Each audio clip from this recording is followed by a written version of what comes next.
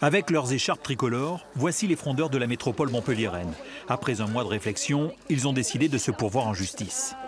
Vous le savez, le 18 février dernier, une enveloppe à l'entête de la métropole a été diffusée sans affranchissement dans les boîtes aux lettres de ces communes. La lettre du président de la métropole listait tous les projets contre lesquels ces maires se seraient soi-disant opposés en votant contre le budget. Une dénonciation qui a blessé ses élus. Quand je vois qu'il envoie une lettre à tous mes administrés, cachetée, etc., me dénonçant personnellement, ainsi que l'autre conseillère métropolitaine, Madame Jabado, je dis, mais, parfois ridicule, me dénonçant en disant que je m'étais opposé à la baisse du prix de l'eau, alors que tout Montpellier sait très bien que celui qui a proposé la baisse du prix de l'eau, c'est moi, puisque j'étais responsable de la régie. Tout ça est ridicule.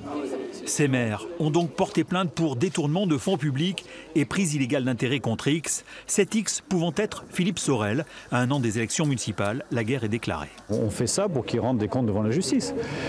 Il a utilisé les moyens de la métropole de façon anormale, illégale, c'est le juge qui le dira. Il a diffamé ses collègues et il se croit où? Pour Philippe Sorel, ces élus, dont certains réclament sa démission, ont agi par dépit après leur éviction de leur mandat de vice-président. Ils ont même tous voté le projet de construction du futur grand stade, dit-il. Alors que ce grand projet fait débat, il ne renie rien et contre-attaque. Ce matin, vous avez assisté à une mise en scène ridicule dans laquelle l'écharpe tricolore, symbole de notre République, a servi d'accessoire guignolesque. En ma qualité de président de la métropole, j'assume avec l'ensemble des élus les projets que nous portons pour l'ensemble du territoire et contre lesquels se sont opposés les élus chicaneurs. Le président de la métropole, qui risque dans cette affaire l'inéligibilité, a lui aussi porté plainte pour dénonciation calomnieuse.